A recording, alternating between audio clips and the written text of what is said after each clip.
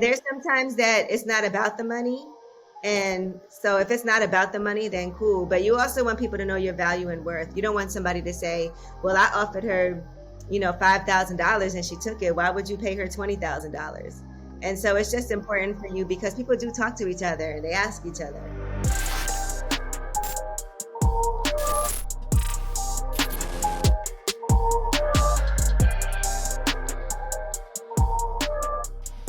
So when you think about which industries you decide to put your efforts into, like how do you determine if I want to be in X industry versus Y industry? Like how do you pick what's important to you? Well, I think for me, the core things that are most important to me have to do with nutrition. It has to do with education and with finance. And so I look at those different fields, and if something, and a lot of times I actually pursue things that are interesting to me. So it's not always that someone comes to me, but if I see something that I think is interesting or that I want to support, then I'll reach out about that also. But I started the pressed juices company on my own with the juice bar. That was my idea. With the coffee company, that was an idea that got sparked in a meeting. And then with Stellar Phi, that was something that I had been working with the founder Lamine on other things that he was doing. And then when that opportunity came, I was all in. So usually it's a combination of relationships with people, but I think I make sure that people know what my different fields of interest are. So we've had a lot of conversations on this podcast about, Black people and people of color, period, having an opportunity just to be opportunists. And so many things that we're told is like, you should lean into things that you've been passionate about for a long time, or like, what did you grow up wanting to do? But we're not told, like our counterparts are, that you can just find an opportunity and jump on it. When you think about that, like, how do you think about the opportunities that do come to you and you're like, it could be a bag over there, or it could be just something that could be fun. How do you think about those types of things? I'm great with getting a bag as long as I don't feel like I'm compromising anything. And so I don't want to get a bag like promoting a cigarette company or something that I really don't believe in. And certain things I feel like aren't realistic, right? Like people know I don't eat pork and I don't eat seafood. So it wouldn't even make sense. And so if it's me endorsing something that everyone knows, hey, she doesn't really do that, then I wouldn't do it. But if it's something that maybe I don't know a lot about, but I feel like, okay, this could be, like for instance, one of my friends, Topeka, we're working on a project together right now, and she has a whole program that's based on women who were formerly incarcerated. And so I know for people that's like a hot topic right now, and it's not something I knew a lot about, but after speaking to her, it's something that I did get more passionate about, and that's just from my conversations with her. And so I feel like we're always expanding and growing, but it is hard for me to only be opportunistic and see a bag. Usually I have to have, and I know it's not financially the smartest thing. I'm more like somebody told me I'm an emotional financial person because I have to feel some type of connection. But it has been working for me thus far, but I do feel like I could have, passed up on some opportunities.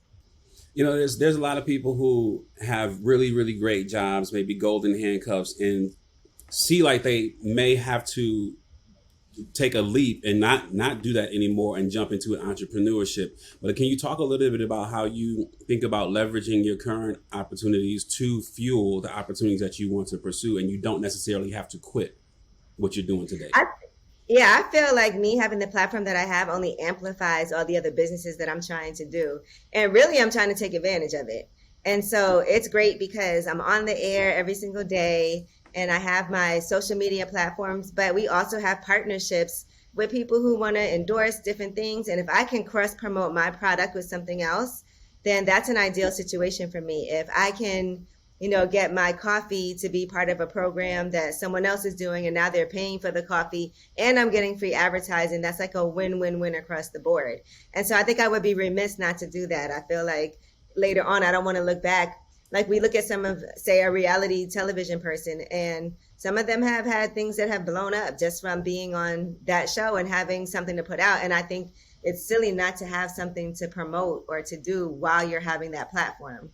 And you are somebody that's in the public eye, but if an entrepreneur or would be entrepreneur comes up to you and is like, I think I got to quit my job to go chase this thing, what would your advice be for somebody who's not in the public eye necessarily, that maybe you don't need to quit your job, but maybe you need to figure out how to do it from 5 to 9, instead of 9 to 5?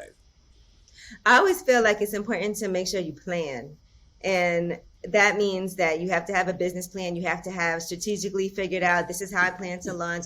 I'm a big fan of starting something while I have my little cushion. So starting small and then letting something grow. So put it out there, launch it. I love a soft launch, because that's a great way to find out what's working, what's not working, so that you can fix those things before you go full force out to the public. And so I would tell them, launch whatever it is that you want to do, and make sure that you're saving and aggressively saving, because I've had to do that too. When I bought my first house, I was working nonstop because I had a goal in mind and a number that I knew I needed to hit. I knew I needed to get to, I could tell you exactly what it was. I had to get 25%. I knew I had to get to like $235,000 in order to be able to put down the down payment. And so for me, that was like 2 years of just going really hard and getting money, stacking money, doing extra side gigs and everything. So I think set a goal, set a number, and then when you hit that goal, it's time to go. But in the meantime, launch it. And let's take the opposite approach to that, because there are sometimes you do need to take a gamble on yourself and, possibly give up something that other people would see as a really coveted thing. So what would you say to those folks who are like, what, if you really believe in yourself and you really are passionate about this thing, you might have to give up what other people will be like, you're crazy to give that up. Yeah, and listen, there's times that I've done things spontaneously because my gut instinct told me to do it.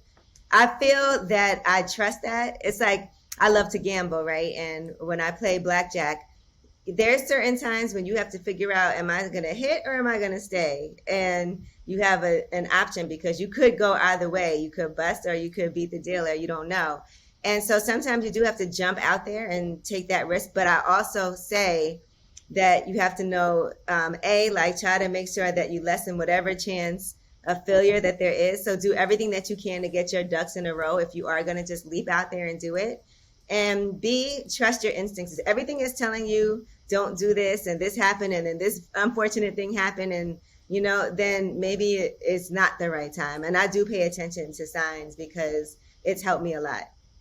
There was an interview I was watching that you did, and you were talking about, there was a previous job you had where you had a bad manager. They yelled at you at one point, and you were like, you were doing marketing, I think, and you were like, I'm out. And the clients you were working with, like, they going with Angela, like they left that company and decided to work with you, separate from the relationship with that company. So can you talk a little bit about knowing your value, particularly in the world we live in today, to where there's so many people who could work freelance and work for themselves, but feel like, they need that security of an employer?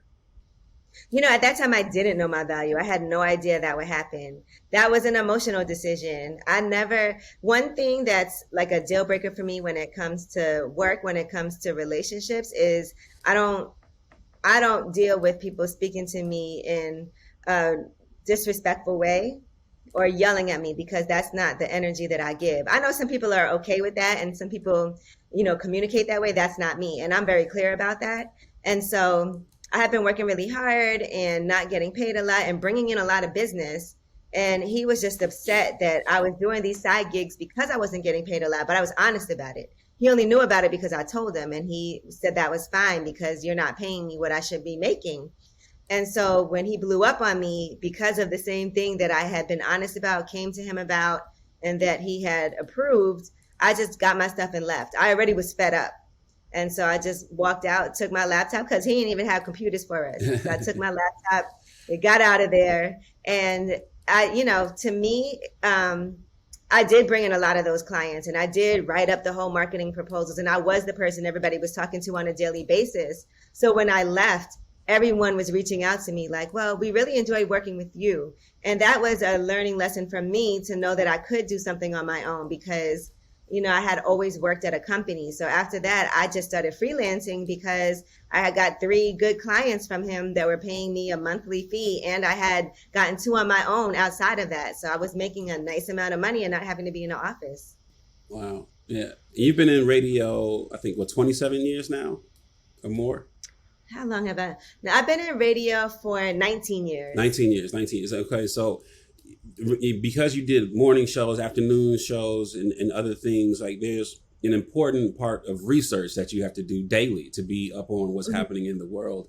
And it requires you to know a lot about a little, a little about a lot of things, I should say. Yes. Hmm. How would you say that research experience that you've had has helped you in business, knowing a little bit about a lot of different things? It is great. Like I had a meeting with somebody the other day and we were talking about boxing in the meeting because he owns a league. And so I know a bit about boxing because I enjoy the sport, but because I've also interviewed a lot of boxers and I pay attention to that and I watch the fights. And so you get in certain situations where just being able to add to the conversation. That's why I tell people when I was younger, I really didn't watch the news and pay attention to what was going on. But I tell people all the time, just make sure you keep up on current events. You don't have to, deep dive into everything and know all, but be able to have a conversation, know what some of the main headlines are, because those things really do help when you're at a dinner and people are talking and you don't want to just be there, have no idea what's going on in the world. And I used to be like that. I used to not have any idea. I used to not pay attention to the news when I was younger. And when I started doing radio, I had to do all kinds of research just to know about the current events and the headline topics. Yeah. There's this quote that I love from Steve Jobs, and he says, "You can't connect the dots looking forward. You can only connect the dots looking backward." And what I get from that is you never really know why you're doing something in the moment until like later on is like, oh, that's, had I not done this thing, I wouldn't be able to be prepared for what I'm doing today. And so if you look back on your life with that lens, what were, one or two critical moments where you were in the moment like, what the heck am I doing? But then you look back and you're like, now it makes sense. Let's see. Well, definitely the time when I quit my job, and there was I mean, let's see. There's so many times that I've just done. There was a time when I got offered a job, at Hot 97, and I didn't take it. And at the time, I really didn't take it for practical reasons. It was less than what I was already making. My name wouldn't have been on the title for the show. And so it was like kind of to me in my head a step backwards. But I feel like everyone else was like, you're crazy. How could you not take that? An opportunity like that never comes. There's people who have been doing radio their whole lives and would die for something like that. And I made a practical decision. And, now that I look back, it was the right decision. At the time, I was like second guessing myself. And now that I look back, I realized that what they offered me is so much harder to climb out when they start you so low. And it shows like how they feel about you and what they already think about you. And so that wouldn't have been the right way for me to embark on a situation when I was leaving a place that really wanted me, right? Like they offered me more money to stay. They offered to give me the show with my name on it, to name it whatever I wanted to. And that's where you want to be, someplace where somebody really, really wants you. That's where you want to be no matter what, if it's work or if it's, to show me you care. And then when I left Sirius to go to iHeart, that was something that everybody was like, oh my God, FM radio is dying. Why would you do that? You barely get to talk. And I was just ready to start something new. They were the underdog station. If the Breakfast Club hadn't done well, that station was going to flip to a whole nother format.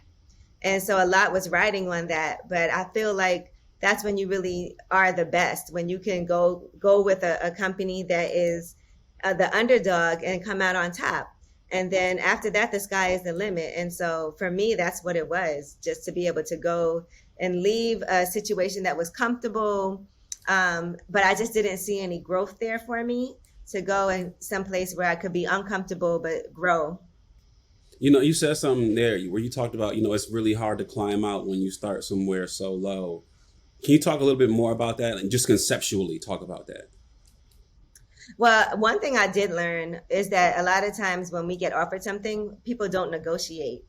And so it was really important to be able to negotiate. And so when you start off, say somebody offers you $50,000 a year and you're like, okay, I'll take it. Well, then now next year when I'm asking for a raise, I can't say I want $150,000.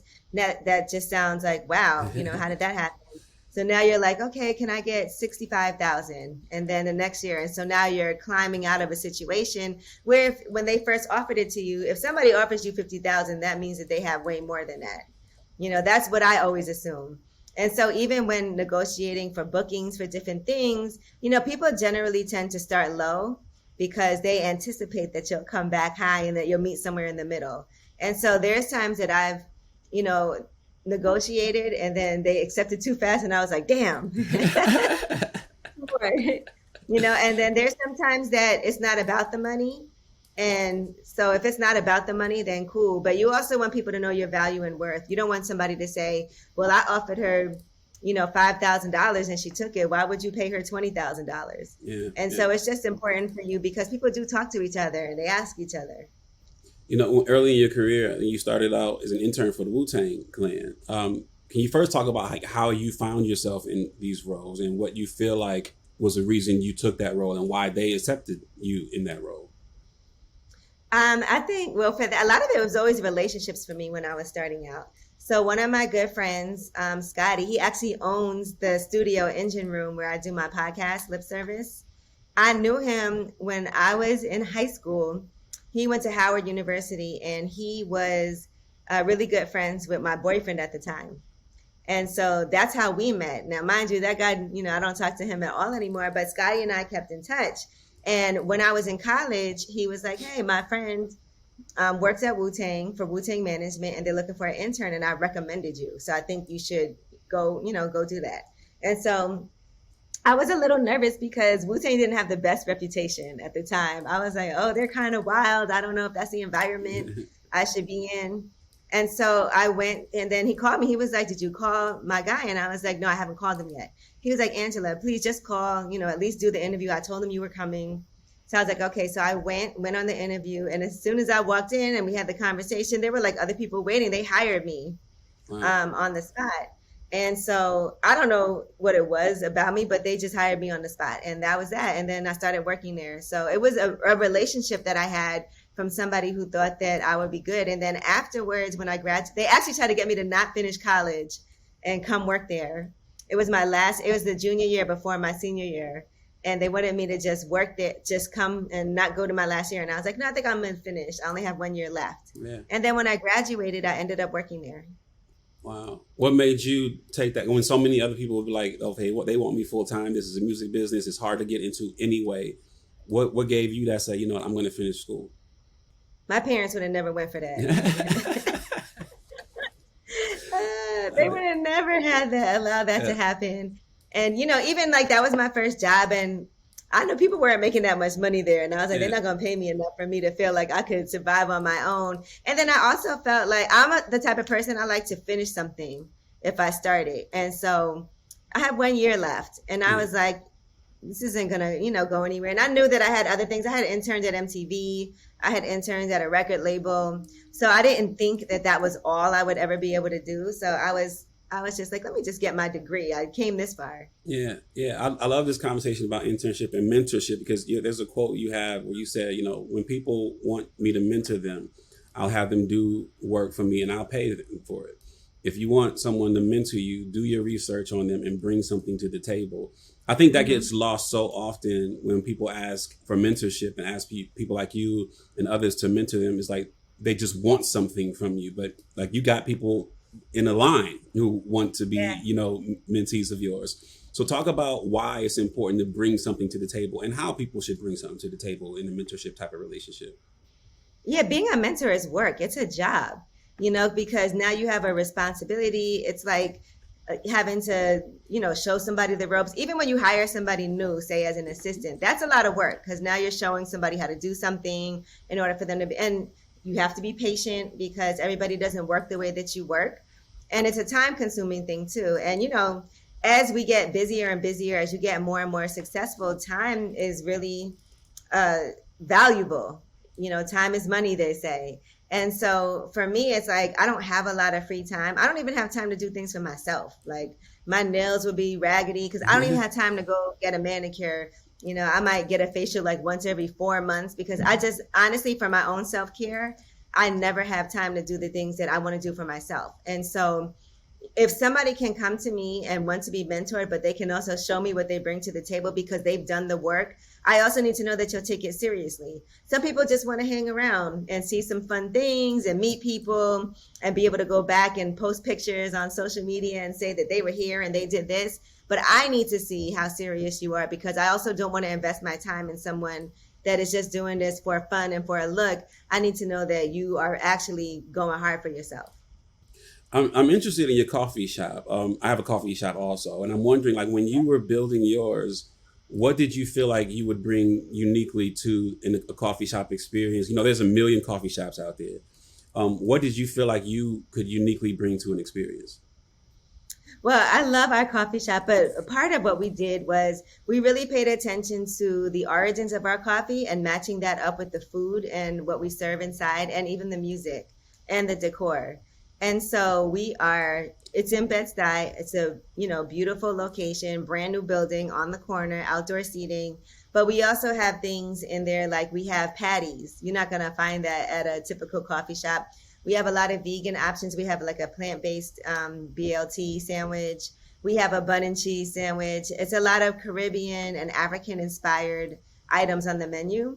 And we also serve like 80% Black and Brown owned products in there. So it is a way, because it is coffee uplifts people. And at the same time that we're doing what we're doing with the coffee, we also want to uplift people who have their own businesses as well. And so before we opened the coffee shop, we were doing these pop-ups at another location. We were calling them pop-up lifts. And so we were just highlighting other small-owned businesses and letting them come in for the day, sell their products, promoting it. And it did really well. And so we kind of wanted to go with that theme of offering a space for these other vendors to come in and highlighting them. And then we have an amazing chef that's in there. And the quality of what it is that we do, from the avocado toast to the yogurt parfait, is like top notch. Yeah. And so that's basically what I wanted to do, make it a really high-end experience for us, but also have things in there that wouldn't typically be in a coffee shop. Yeah, I love it. I love it. You talked about wanting to franchise eventually. And like, when you think about there being so many out there, how do you know when you're ready to take that leap, and what will make it desirable regionally or nationally, this coffee house? So what I want to do is, because it's also a coffee company, so we're in Whole Foods in the New York area and some other stores and in some restaurants. So for me, the way I'm attacking it is, getting into some of these major retailers so that the brand recognition is there. So that when we open the coffee shop, you've already seen us in stores. Maybe you've ordered it. Maybe you've made it at home already. Maybe you've had it at a restaurant. We have our coffee in Tatiana's, which is Chef Kwame's restaurant in Lincoln Center. We're in the Grill in Brooklyn. We're in Black Swan in Maryland. So there's a few different locations that we're actually kind of more handpicking where we want to be at first before like I said, I'm a big fan of slow growth. We haven't had the company that long. And so I'm not trying to do too much too fast. And so I feel like branding myself in that way, making it something that people get familiar with the name. We've done a partnership with Douce also for an espresso martini with them, with their XO. And so I'm just trying to do these things so that people get familiar with it, so that when it's time to open, because, people will say there's a lot of coffee shops, but there's a reason for that, because people love going to coffee shops. That's a fact. No, so I think, yeah. And so I don't feel like it's something that, and it's location. If you can get a great location, then that matters a lot too, and the opportunity. And so, we have a lot of great and partnerships. I think with the coffee, the partnerships and the collabs are going to be what really drives us too and makes us unique. Yeah, I'm listening to you talk, and I think I'm thinking about something we've been talking about so much in just mainstream, not even just in tech recently, and that's AI. And you've probably heard like these computer generated Kendrick Lamar records, and Yes. and I'm wondering, you may not have an answer to this, but because I don't know how deeply you've thought about it, but I'm wondering like what you think about personalities like yourself and the future of computer generated, Angela Yee's. I wish I had one right now. I'll send it out. But is that something you think about often? Or I recently? haven't.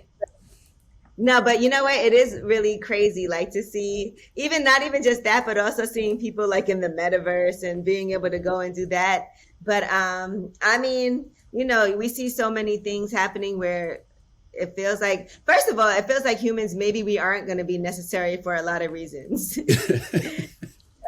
Just like money. I feel like Yeah, at some point, like having cash is going to be worthless, because no one ever has cash yeah, on them anymore. that's a fact. And That's a so, fact. yeah, so it's just and I know a lot of people fight progress and fight like what's going to happen in the future, but you have to figure out what it is and how you can actually, benefit from it. And so let me go ahead and do some research on that. Yeah, yeah, yeah, that's good. That's a good answer. I mean, what's that?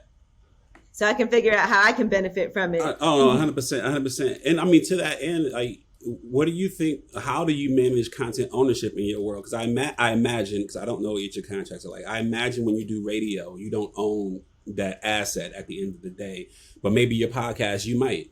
And so I wonder, like, how you think about ownership of content at the level of the game that you're playing. I own my podcast 100%. And so I have a deal with iHeart right now for my podcast, but all the content is mine. And so, anything I do on iHeart, like that I created while I'm there, they own. And so I had lip service before that. I have that all, taken care of. and, Yeah, yeah, and they didn't even try to make me give up my rights to that. Even like my Facebook page, and all of that, like I own all of those things. I know some people sell those, yeah. but I have I think like 4 million followers on Facebook. Wow. And so that does really well for me also. No, I believe it. I believe it. Yeah, Uh, and it's great because a lot of the content that I do, it is kind of a way of me documenting my whole journey too, because interviews and things that I've done, that's all on my Facebook page. yeah. And so for me, it's valuable in that way too, for me to be able to be like, oh, look, when I did this interview and have those moments circulating always. One of the more important things when you're starting a business is good credit, and often even more than having the cash, having good credit is super duper important. What did you learn about this when you were starting out investing and buying houses and starting businesses? And you might have had the cash. You talked about that 200 something $1,000, but what did you have to learn about even the credit side of this game? Yeah, I mean, listen, if you don't have good credit, you're going to end up paying for it. So either you won't be able to get a mortgage or your interest rate will be so high that you'll be paying all this extra money that you shouldn't have to. And so I didn't even attempt to buy a house until I had good credit. And that meant a journey of me fixing my credit. So even if you're thinking right now, I don't have the money to buy a house, start working on your credit. You can start working on that today. Figure out what it is that you need. And you could do it yourself. You don't have to hire anybody to do it. These are things that you can figure out on your own, and letters that you can write. You can find that online. If you need to contact any of the negative reports on your credit score, you need to go ahead and do that. And so for me, I fortunately started working on my credit way before. I knew I wanted to buy a house for like 2 years before I even attempted to do it, because like I said, I had to save the money up. But then I also was looking and I was getting prepared for that, but I had to fix my credit. And I think people would tell you like, oh, what do you need credit for if you have the cash? But why would you want to use all your cash? Yeah. I mean, why is this something that Angela you care so much about, to the extent of, partnering to start a company around? I mean, I've heard you talk about financial literacy for a long time, entrepreneurship. Why take it Because this it's serious? all things that I didn't know, and it can be really crippling. Like some people can't get an apartment unless they have someone co-sign for it. And that's something that is like really difficult, because who wants to co-sign for somebody? You know how hard that is to find? A lot of people can't co-sign for somebody, and a lot of people won't, because everyone will tell you not to do that. And so if you can't go out like an adult and do things for yourself, that can be really, mentally exhaustive, and it can also just physically be such a hindrance to you. And so that's why it's important to me. I even look at members of my own family who have bad credit, and how hard it is for them. And sometimes, like for me, I wouldn't even open my bills. It was really stressful. Like I thought about it a lot. We all have been in that situation. We all haven't, but been in that situation where we know these creditors are calling our phone. We don't even want to answer the phone. It's embarrassing.